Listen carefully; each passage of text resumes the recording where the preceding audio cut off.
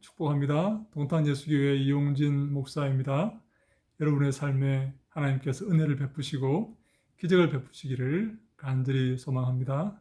오늘은 저의 독일어에 대해서 잠깐 나누고자 이 자리를 마련했습니다.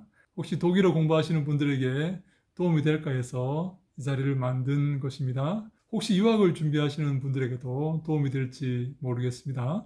저는 대학에서 영어를 전공하고 대학 졸업 후에 영어 교사로 잠깐 일하다가 신대원에 진학을 했습니다. 저의 석사 논문을 지도하신 분은 독일에서 공부하신 교수님이셨는데 그 교수님께서 저에게 독일 유학을 제안하셨습니다. 저는 미국이나 영국으로 생각을 하고 있었는데 그분께서 독일로 인도해 주셔서 저는 독일로 유학을 떠났습니다. 독일에 가보니까 많은 학생들이 한국에서 독일 유학을 미리 준비했고 3년 내지 4년 동안 한국에서 독일 어학원을 다니다가 왔었습니다. 그런데 저는 원래 어학이라는 것은 그 나라에 가서 배우는 게 가장 효과적이라고 생각하고 있었기 때문에 한국에서 독일어를 별로 준비를 하지 않았습니다. 신대원 졸업 후에 바로 비자를 받고 바로 유학을 떠났으니까요.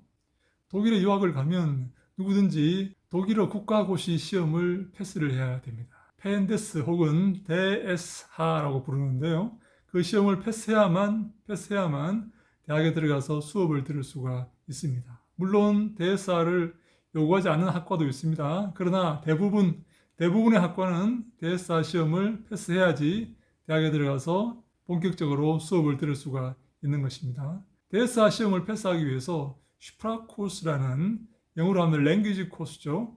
슈프라코스라는 언어 과정에 들어가서 대사 시험을 준비를 보통 합니다. 보통 독일 가서 대사 시험을 패스하기까지 한 2년 정도 걸립니다. 그 2년 동안은 그 대사 시험을 패스하기 위해서 가진 노력을 다하죠. 독일에 가보니까 많은 학생들이 한국에서 미리 공부를 많이 해온 것이었습니다. 공부 안 한 사람은, 공부를 하나도 안 한 사람은 저 혼자밖에 없는 겁니다. 그래도 저는 주님 은혜로 즐거운 마음으로 독일어 공부를 재미있게 했습니다. 그런데 어느 날 기적이 일어난 겁니다. 무슨 기적이냐면 제가 스포츠 중계를 이렇게 보고 있었는데 TV로 그때 스위스의 그 알프스 소녀 마르티나 힌기스하고 이렇게 테니스를 이렇게 중계했었는데 독일은 테니스 중계를 많이 하는데 그 아나운서의 그 해설이 다 들리는 겁니다. 그때가 제가 독일 유학 간 지 2개월째였습니다.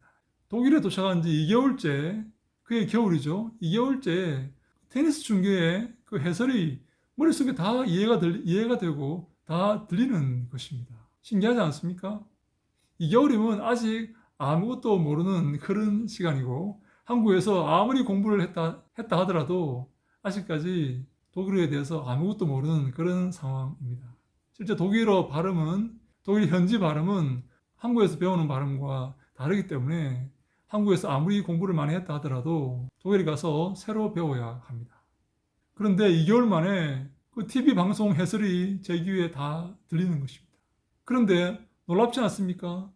스포츠 중계 방송 해설만 들리는 게 아니고 이제는 뉴스까지 다 들리는 겁니다. 들리는데 그냥 들리는 게 아니라 한 단어도 빠짐없이 그 아나운서가 하는 말이 한 단어도 빠짐없이 다 머릿속에 다 들어오는 거예요. 그런데 더 웃기는 것은 그 단어가 무슨 뜻인지 짐작이 되는 겁니다. 제가 처음 듣는 단어입니다. 2개월밖에 안 됐는데 무슨 단어를 많이 알겠습니까? 처음 듣는 단어인데 그 단어가 무슨 뜻인지 짐작이 되고 그것을 짐작해 본 결과 그 뜻이 맞는 거예요. 그래서 저는 사진을 보고 단어를 외운 게 아니라 단어를 먼저 듣고 그 뜻을 짐작해서 공부했습니다. 그렇게 하니까 TV를 보는 게 제게 공부가 되었습니다. 단어의 수가 어휘력이 급속도로 증가하는 것입니다. 여러분 독일 사람들은 아주 정확합니다. 아주 정확한 것을 좋아합니다. 약속 안 지키면 제일 싫어합니다. 그 사람들을. 그래서 독일 사람들은 기적을 믿지 않았습니다. 성경 기적도 잘 믿지 않았습니다. 저도 사실 어떤 황당무계한 이야기들을 잘 안 믿는 경향이 있었는데 제가 독일에 가서 독일어가 그렇게 갑자기 들리고 어휘력이 늘어나는 것을 보면서 제가 기적을 믿게 되었습니다. 그것은 기적이 아니면 설명할 수 없는 것이었습니다. 독일어는 초반에 외울 것들이 많이 있거든요. 명사 변화, 동사 변화, 형용사 변화, 그리고 명사의 남성, 여성, 중성 이런 것들을 처음에 많이 외워야 됩니다. 그래서 독일어는 처음에 들어갈 때 울고 나올 때 웃는다 그런 말이 있지 않습니까? 처음에 어렵습니다. 처음에 외울 게 너무 많습니다. 그런데 저는 솔직하게 하나도 외우지 않았습니다. 하나도 외우지 않고 그것이 이해가 되는 겁니다. 저 명사가 남성인지 여성인지 중성인지 어떻게 아냐고요? 짐작으로 알게 되었습니다. 형용사 변화, 명사 변화가 이렇게 되는지 어떻게 아냐고요? 그것은 짐작으로 알게 되었습니다. 외우지 않았습니다. 저는 지금도 독일의 친구들과 자유롭게 대화합니다. 저는 지금도 독일어로 동시 통역을 할 수 있습니다. 이것은 기적이 아니면 설명할 수가 없는 것입니다.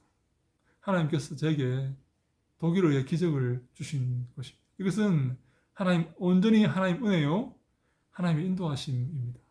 여러분 독일어를 잘 하기를 원하십니까? 하나님께 기도하시기 바랍니다. 하나님께서 은혜를 주셔야 됩니다. 독일어가 다 들리니까 TV 아나운서의 말이 다 들리니까 강의실의 교수의 말도 80%가 들리는 겁니다.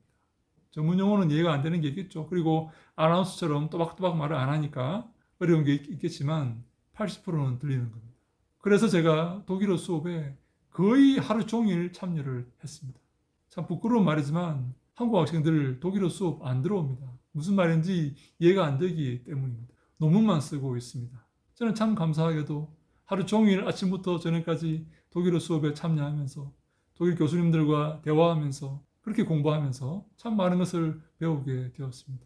이것은 온전히 하나님의 은혜입니다. 저는 기적을 잘 안 믿는 성향이었지만 하나님께서 제게 독일어 능력을 주시는 것을 보면서 제가 기적을 믿게 되었습니다.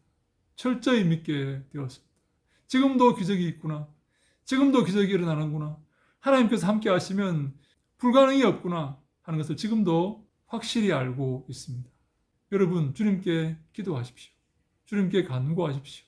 물론 열심히 공부하셔야죠. 최선을 다하셔야죠.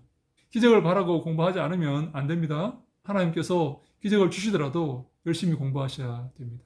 그러나 우리를 성공하게 하고 우리를 승리케 하시는 분은 오직 하나님이심을 믿으시기 바랍니다. 하나님께서 여러분들의 삶에 간섭하셔서 여러분들을 바른 길로 인도하시고 기적적으로 인도하시고 기적적으로 큰 복을 내려주시기를 간절히 소망합니다. 우리 삶에 주님의 도우심과 주님의 보호하심과 개입이 없이는 우리 삶은 실패하고 말 것입니다. 주님께서 항상 언제나 어디서나 우리와 함께 하시고 우리를 보호해 주시기를 간절히 소망합니다. 그리고 기적적으로 우리를 도우셔서 이 땅에서 형통하며 기뻐하며 감사하며 주를 찬송하게 하실 줄로 믿습니다. 그런 은혜가 저와 여러분에게 항상 있기를 간절히 소망합니다. 할렐루야! 샬롬!